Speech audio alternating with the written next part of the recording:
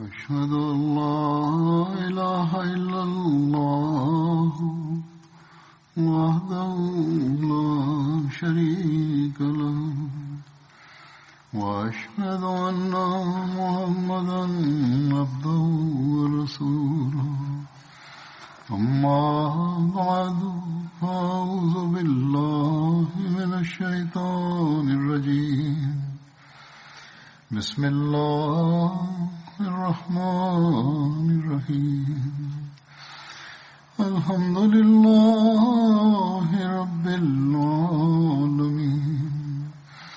الرحمن الرحيم مالك يوم الدين إياك نعبد وإياك نستعين اهدنا الصراط المستقيم صراط الذين أنعمت عليهم غير المغضوب عليهم ولا الضالين.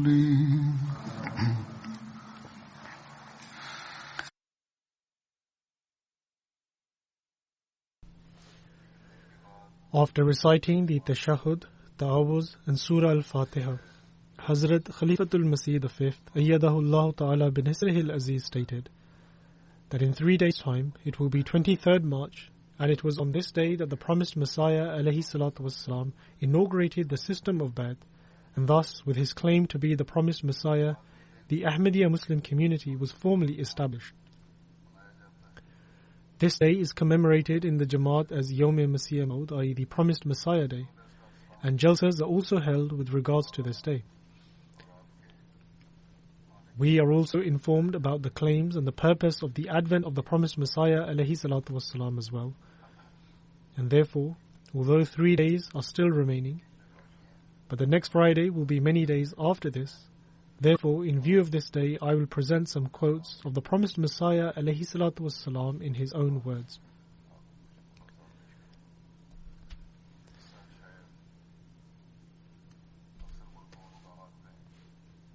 Also, it may well be that due to the recent outbreak of the virus, the Jalsas may not be possible to be held in most of the countries. Therefore, in addition to my sermon, programs will also be broadcast on MTA with regards to this day, and so every Ahmadi should endeavour to listen to them at home along with their children.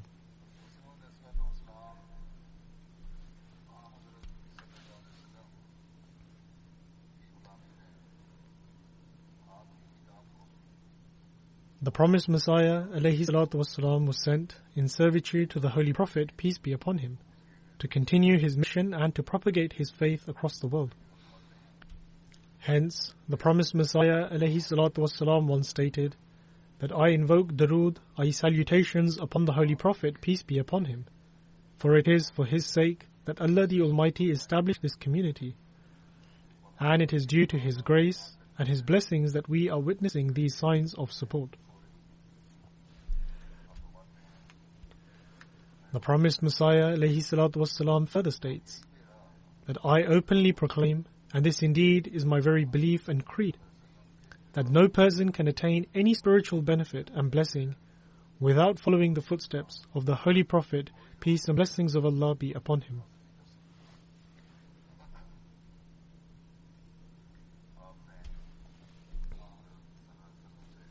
Therefore, it is owing to the spiritual blessings that he received from the Holy Prophet, peace and blessings of Allah be upon him, that Allah the Almighty sent the promised Messiah alayhi salatu wassalam for the reformation of the world. Allah the Almighty sent the promised Messiah alayhi salatu wassalam to re-establish the glory and prestige of Islam. Hence, the promised Messiah alayhi salatu wassalam states, وَأَرْسَلَنِي رَبِّي لِإِصْلَاحِ الْخَلْقِ, that is, and God sent me so that I may reform mankind.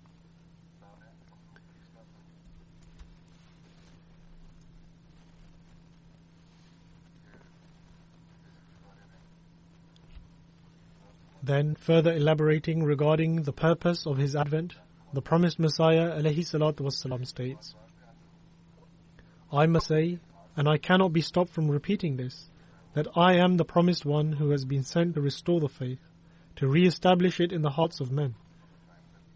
I have been sent exactly as was sent the one to follow the man of God they call Kalimullah.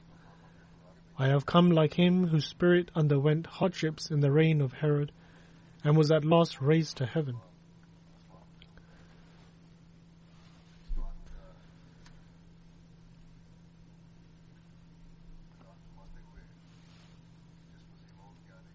Announcing that the Messiah, who was promised by the Holy Prophet, peace be upon him, had appeared on his appointed time, the promised Messiah ﷺ states,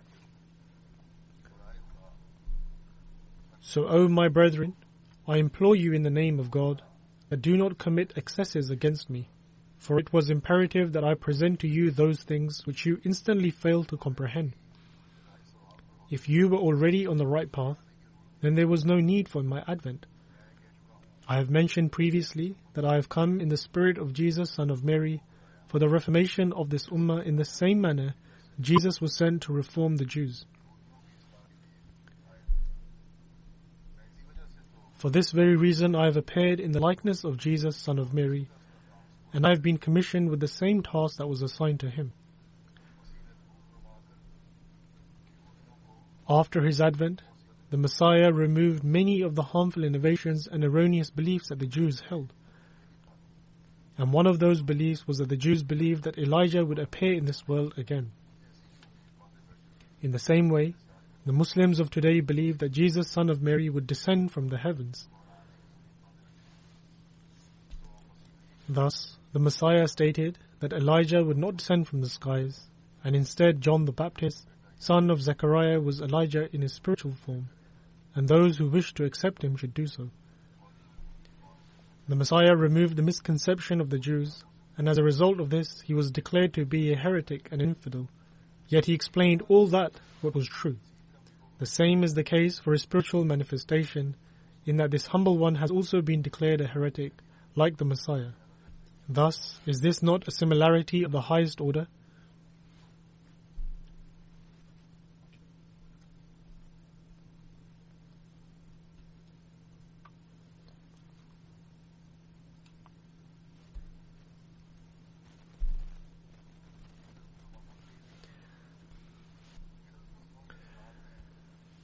The promised Messiah ﷺ did not only state that his advent was for the Muslims alone.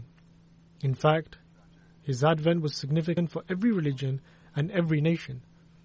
On one occasion, the promised Messiah ﷺ stated that finally let it be clear that my advent in the present age is not for the reformation of the Muslims alone, but I have come to reform the people of all three religions, Muslims, Christians and Hindus. Just as God has appointed me the promised Messiah for the Muslims and Christians, so am I the avatar for the Hindus. And for the past 20 years or so, I have been proclaiming that just as I have appeared in the spirit of the Messiah, son of Mary, for the purpose of removing sins which have filled the earth, so have I come as Raja Krishna, one of the greatest avatars of the Hindu faith.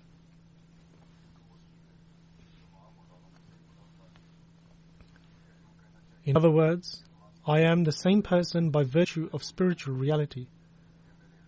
This is no fancy or speculation on my part, but the God of heaven and earth has revealed to me, not once but a number of times, that for the Hindus I am Krishna, and for the Muslims and Christians I am the promised Messiah. The promised Messiah ﷺ further states that I know that the ignorant Muslims on hearing this will immediately say that by assuming the name of kafir, a disbeliever, I have openly accepted disbelief. But this revelation is from God, and I have no choice but to proclaim it.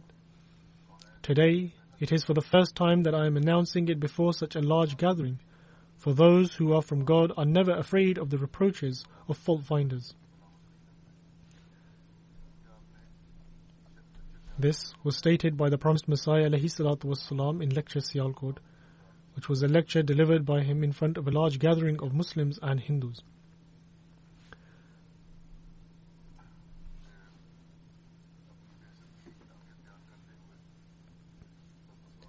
Furthermore, with regards to the significance of his advent, the promised Messiah ﷺ writes,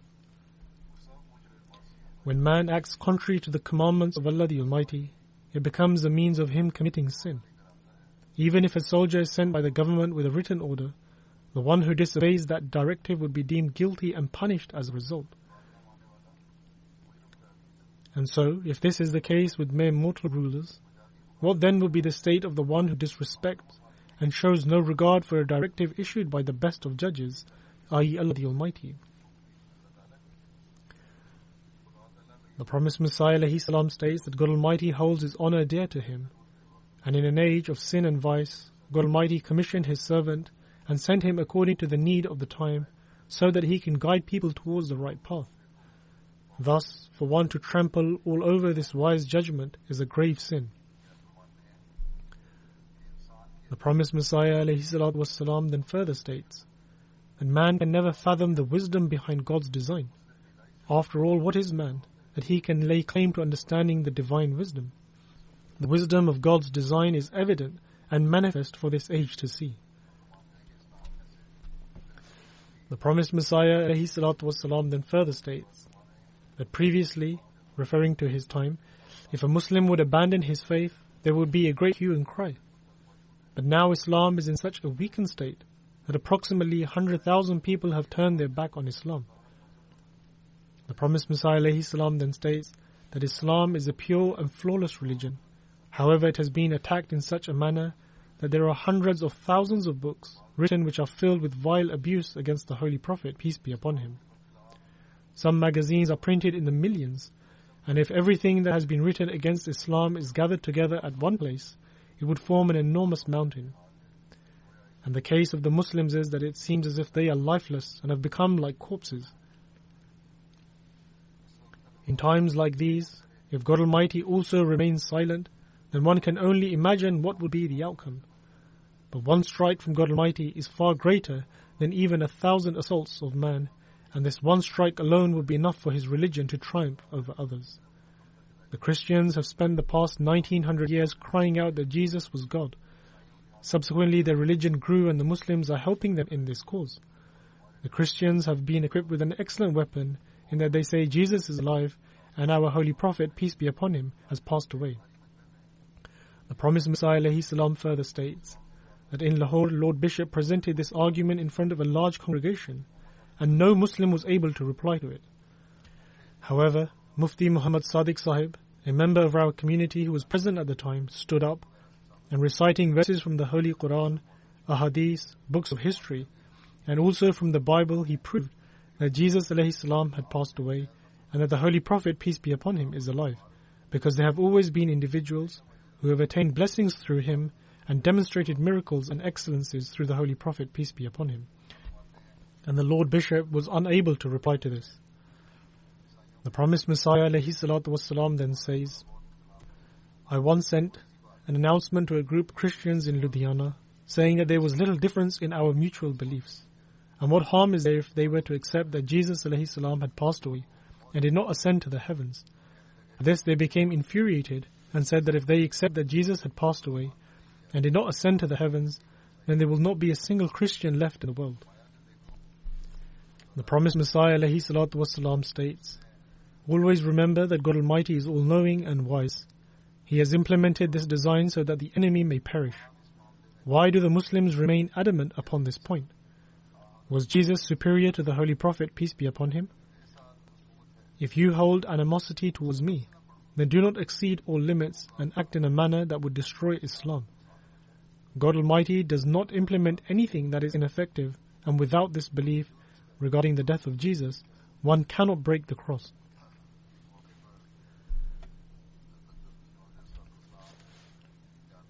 On another occasion, the promised Messiah ﷺ stated that the actual mission for which God has appointed me is to remove the estrangement that has come between man and his Creator, and to re-establish a relationship of love and sincerity between him and his Lord. He has also appointed me to put a stop to religious wars by proclaiming the truth, to create religious harmony, and to reveal the religious truths that have long remained hidden from the mortal eyes, and to display the true spirituality that lies submerged under the darkness of selfish passions.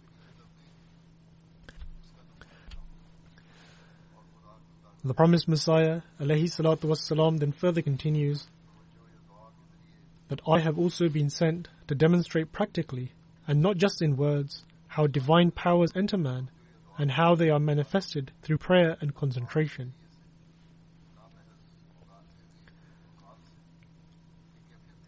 But first and foremost, I have been sent to re-establish forever the lost belief in the unity of God, Tawheed, which is pure and luminous and unadulterated by any form of idolatry, Shirk.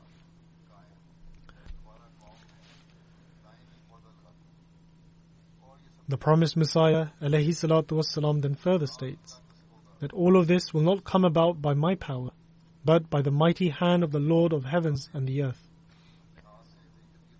While God has taken upon himself the task of my spiritual training and has inspired me through his revelation with a zeal to bring about this reformation, he has also prepared hearts that are ready to accept my words. And I observe that ever since God has sent me, a great revolution has begun to take shape in the world. The promised Messiah ﷺ stated this in his lecture Lahore.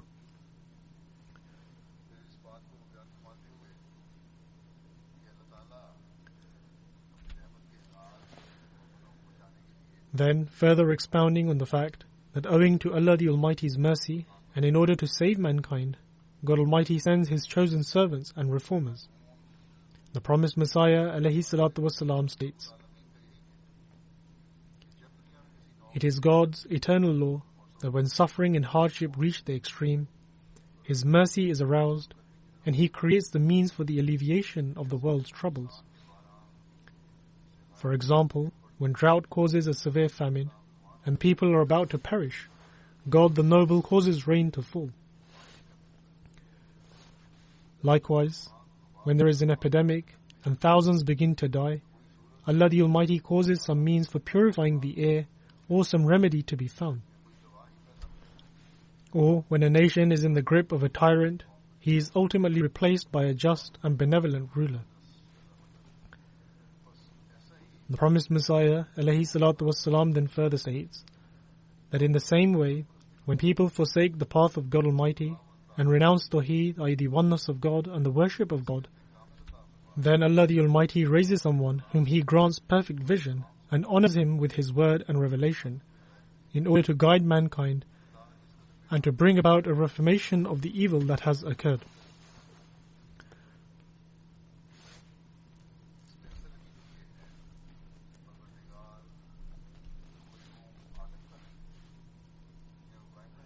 The promised Messiah ﷺ then further continues that the truth is that God is the sustainer on whom depends the existence and continuity of the universe. He does not deprive His creatures of His benevolent attributes, and nor does He suspend them. Rather, they instantly come into play when they are required.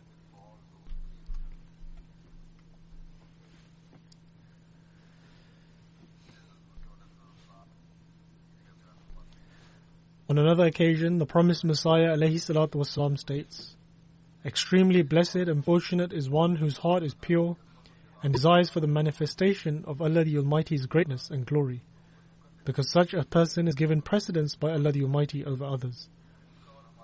As for those who oppose me, then our decision between us lies before Allah the Almighty.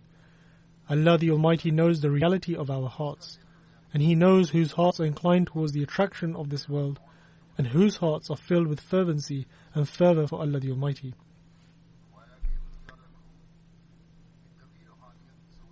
The promised Messiah ﷺ further states, and remember well that one can only excel in spirituality until one purifies their heart. When one's heart becomes pure and cleansed, it develops a particular strength and faculty to progress in spirituality. One is then endowed with all kinds of means to progress further.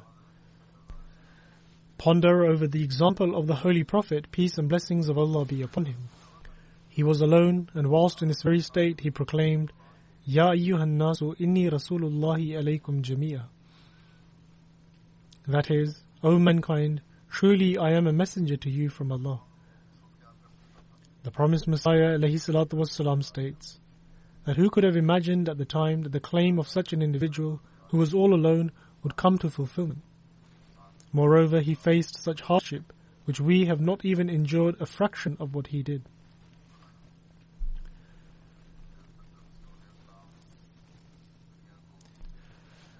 Then, granting advice to the world in general, the promised Messiah ﷺ states, My ultimate advice to you is that you show concern for your faith. Let it not be the case that owing to your arrogance and negligence, you become counted amongst the rebellious ones in the eyes of the Almighty Allah. Ponder that God Almighty has looked upon you at a time that had been destined from before. Thus strive so that you can become the recipient of these blessings. God Almighty witnessed from the heavens that one who had been granted honor is being punished under the feet, and verbal abuse is being hurled at the Prophet, who is the best amongst all of mankind. And he is counted amongst the evil ones and liars, and similarly his book, which is the Holy Quran, is being described with ill words, and deemed as a book authored through human effort. Thus, Allah the Almighty remembered His promise, which has been recorded in the following verse of the Holy Quran, Inna nahnu nazzalna dhikra wa inna lahu lahafizun. That is, verily, we ourselves have sent down this exhortation, and most surely we will be its guardian. The promised Messiah ﷺ further continues that today is the day for the fulfillment of this promise. Through mighty onslaughts and all kinds of signs, Allah the Almighty has proven that this community has been established by Him. Have you ever witnessed such clear and manifest signs of God Almighty as you have witnessed now? God Almighty fought against the non-Muslims like a wrestler and defeated them. There was a battle in the case of Atam, and now search for yourself and see where Atam is. Today he lies buried in the ground, and in accordance to the conditions stipulated in the divine revelation, he was granted respite for a while, and then in accordance to the condition mentioned in the divine revelation, he was taken in the grasp of the Almighty.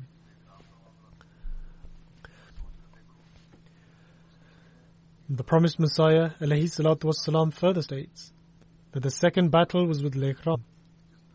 Ponder how God Almighty triumphed in that battle.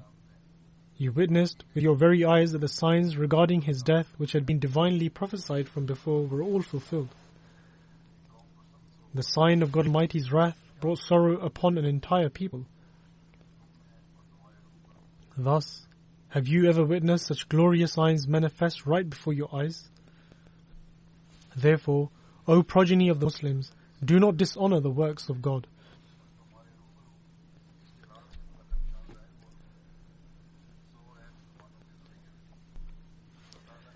The promised Messiah ﷺ then further states that the third battle was on the occasion of the Maut Sur Jalsa. And again reflect upon how God Almighty caused Islam to triumph and made you witness His sign. God Almighty had revealed from before to His servant that His essay will be declared supreme, and indeed His promise was fulfilled. Furthermore, the blessed impact of this essay had left everyone in awe of it. Thus, was this the work of God or then someone else? The promised Messiah ﷺ here is referring to the Jalsa, i.e. the gathering, in which his book, The Philosophy of the Teachings of Islam, was read out, and God Almighty had revealed its success and supremacy from before. The promised Messiah ﷺ therefore had issued an announcement from before, and in the end the non-Muslims all openly acknowledged that indeed out of all the essays presented, this was the most successful. The promised Messiah ﷺ then states that the fourth battle was against Dr. Henry Martin Clark, in which the Christians, Aryan Muslims in opposition to me were all united in their efforts to falsely prove me guilty of attempted murder. But God Almighty had revealed to me from before that they will fail in their efforts, and this revelation was shared with almost 200 people from before, and in the end victory was indeed granted to us. The fifth battle was the case against Mirza Ahmad Beg of Hoshiarpur. His family members and close associates would ridicule Islam, while some of their staunchest apostates would strongly oppose the Holy Quran and would hurl abuse and demand a sign of Islam from me, and even publish announcements for this. Thus, God Almighty revealed a sign that Ahmad Beg shall be made to witness the death of some of his relatives and also some afflictions, and ultimately shall pass away within the period of 3 years. And indeed, this is precisely what happened, and he died within the time period outlined, so that it could be made evident that one who exceeds the bounds shall ultimately be punished. Thus, the promised Messiah ﷺ warned the world that they ought not to oppose one who has been commissioned by God Almighty. When God Almighty sends someone, He then supports him with His help and succor and shows His signs. The promised Messiah ﷺ has stated that God Almighty has revealed to me in manifest words that a warner came unto the world, but the world accepted him not. Yet God shall accept him and demonstrate His truthfulness with powerful signs. Therefore, the spread of the Ahmadiyya community in over 200 countries of the world is a testimony to the fact that Allah the Almighty is continuously establishing the truthfulness of the promised Messiah ﷺ in the world. May Allah the Almighty enable us to contribute towards fulfilling the mission of the promised Messiah ﷺ and become a part of it, and may He increase us in our faith and conviction and enable us to fulfill our responsibilities.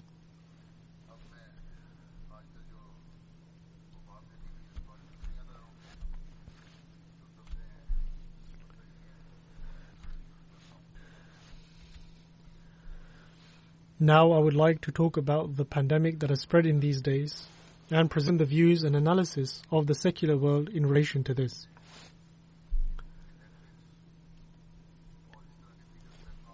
Philip Johnston writes in the Daily Telegraph on 18th March 2020 that Netflix and other platforms report that one of the most popular movies currently being streamed is Contagion, a film from 2011. He writes that the plot concerns the spread of a virus, desperate attempts by medical researchers and public health officials to identify and contain the disease, the loss of social order, and finally the introduction of a vaccine to halt its spread.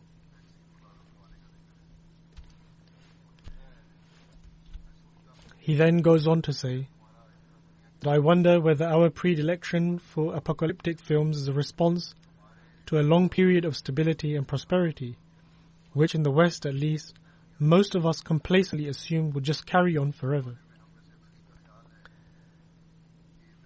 He then writes that it is extraordinary to think that in the space of a fortnight, our world has been turned completely upside down, all our plans put on hold, and he further writes that our hopes for the future are now uncertain.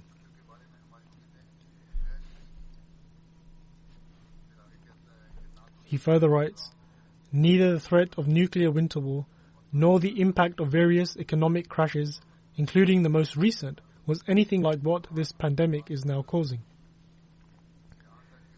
He further writes, even during the last war, people went out to the theatre and the cinema, to restaurants and cafes, to clubs and pubs. Indeed, that is one way they got through. Yet that is denied to us.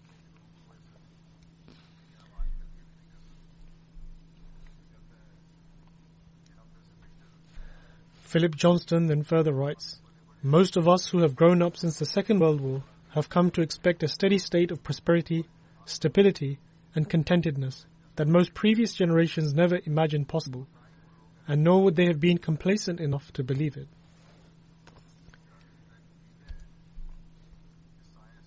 He then further writes that the hope is that science will come to the rescue with a vaccine or cure, and perhaps it will. He then further added that trials began in Seattle in USA today on human volunteers. However, the bad news is that it will take months to know even if this vaccine will work.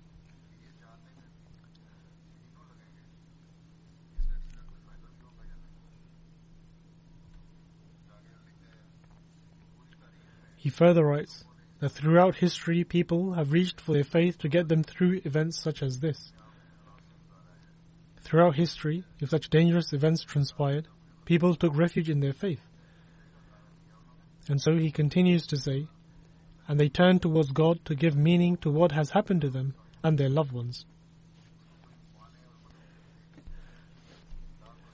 He then further writes that atheists tend to take a secular humanist view of man's propensity always to better himself. And this is essentially an enlightenment concept. He writes that this is essentially an enlightenment concept, that natural processes can always be improved by human effort, and not to be ascribed to fate or the wrath of God.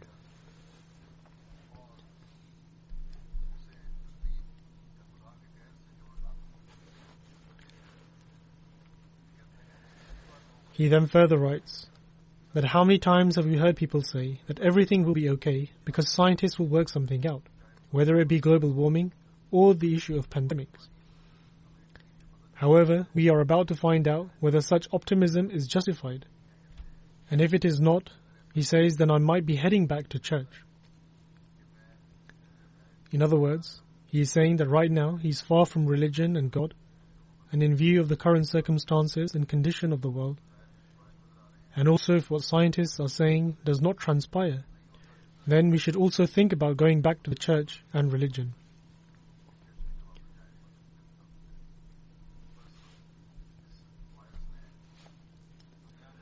Therefore, the virus has compelled the world to reflect about returning to God. However, the true God and the living God is only the God of Islam, the God who has announced to show the path towards himself for those who desire to do so. And he has announced to those who take only a step towards him that he shall hold their hands and take them many steps forward and to take them in his protection.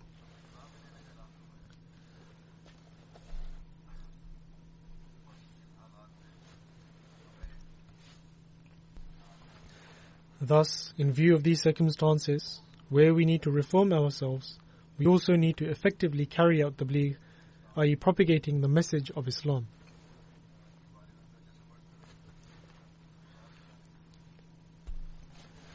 We must, more than ever before, acquaint the world with Islam, and moreover, every Ahmadi should try and inform the world that if you desire salvation, then you must recognize your God who has created you, and that if you desire a noble end, then recognize your God who has created you, because the best end is the life in the hereafter. Do not hold associates with him and fulfill the right of his creation. So we must always make this effort. May Allah the Almighty enable everyone to do so.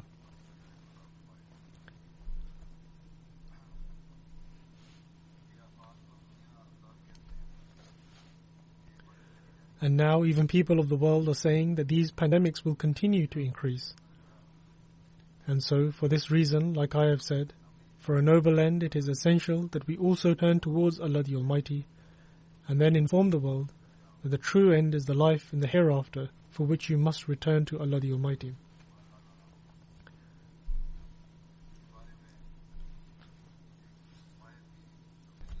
In relation to this, a warning of an expert that was published in the Times on 6th March is that the chances of a dangerous virus's genetic mutations becoming normal are very high, and along with this, within a matter of years, a new coronavirus can potentially spread in the world.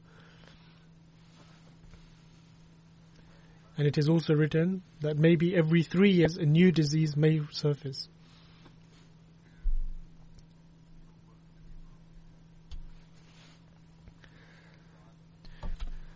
Then, the Bloomberg also wrote an article stating scientists can conquer coronavirus, but humanity's war against epidemics is endless.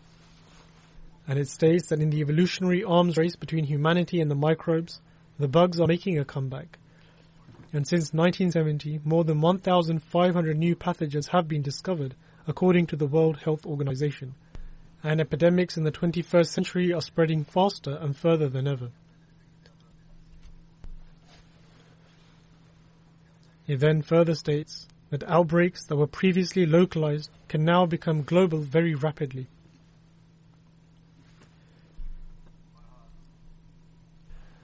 But in any case, these details go much further and they cannot all be presented now. But as I have mentioned previously, that for our noble end we need to develop a connection with Allah the Almighty more than before. May Allah the Almighty enable us to do so.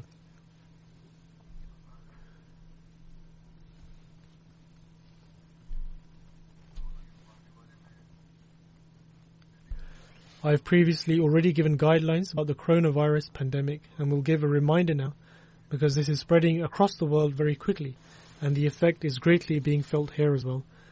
The government has therefore been forced to take further steps and stricter measures.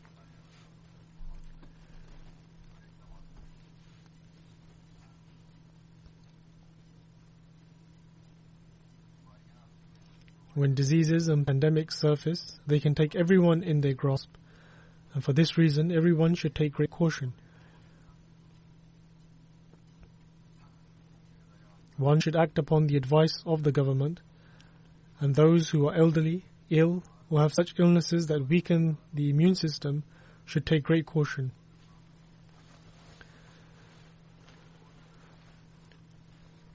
Likewise, the elderly should rarely leave the house, and this is what the government has also announced, unless someone has very good health, but generally they should remain at home. Also, take precaution when attending the mosques as well. Offer the Jummah, i.e. the Friday prayers at your local mosques. And even by the looks of the attendance here today at the Mubarak Mosque, it seems people are offering Jummah prayers at their local mosques, unless the government says not to gather for Jummah either.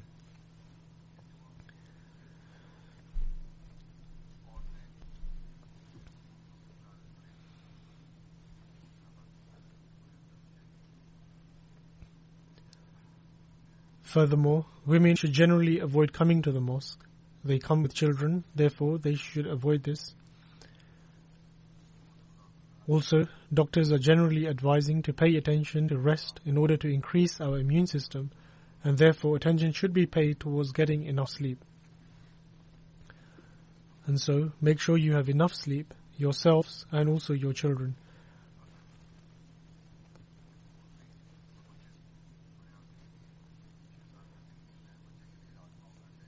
An adult should get 6 to 7 hours of sleep, and children require 9 to 8 or 10 hours of sleep. And so attention should be paid towards this, and it should not be the case that one stays awake watching television up until midnight, and then in the morning misses the Fajr prayer, and thereafter gets up in a rush for work that one has to get to in a few hours, and remains lethargic and lazy throughout the day, along with tiredness from work, and so this is how diseases and illnesses attack. In the same manner, instill this habit of sleeping early and waking up early within children as well, having 8 to 9 hours of sleep.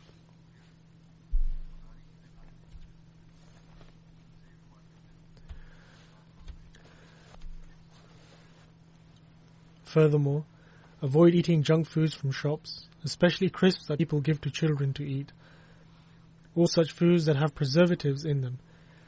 These are harmful to health and should be avoided, because such foods also slowly weaken the human body.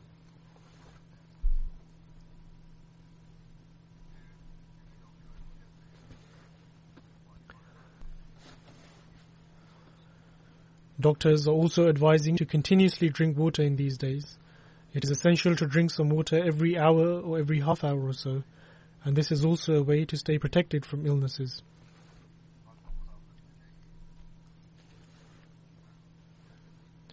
Then, hands should be kept clean. Even if sanitizers are not available, then wash your hands frequently. And as I mentioned before, that those who perform the ablution at least 5 times a day, they seize the opportunity to remain clean, so pay attention to this as well. Regarding sneezing, as I have said before, cover the nose with a handkerchief when at the mosque, at home and in general. Or as some doctors have now advised, that sneeze into your arm so the droplets do not spread. But in any case, hygiene is very important and great attention should be paid to this.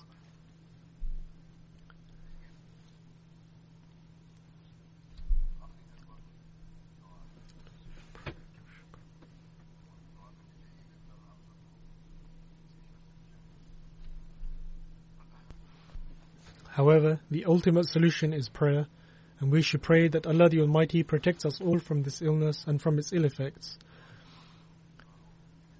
We should also pray for all those Ahmadis who have contracted this illness in whatever manner, and for those whom doctors suspect have the virus. In fact, pray for all those who are suffering with any kind of illness. Similarly, like I have mentioned before, the The virus affects those with underlying health conditions. Therefore pray for such people as well, that may Allah the Almighty always keep them in His protection.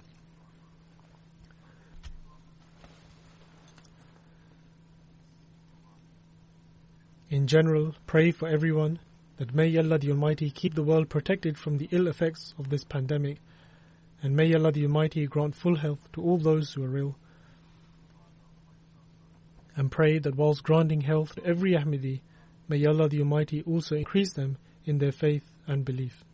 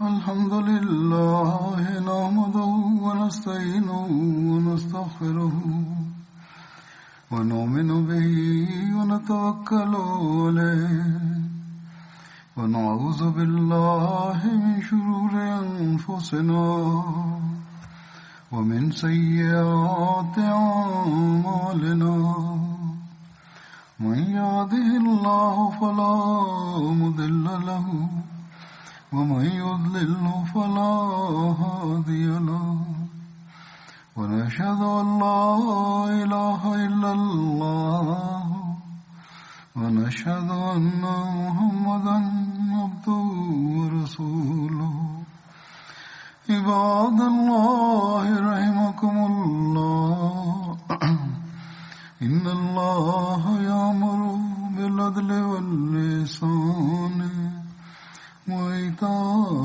ذي القربى وينهى عن الفحشاء والمنكر والبغي يعظكم لعلكم تذكرون اذكروا الله يذكركم وادعوه يستجب لكم ولذكر الله أكبر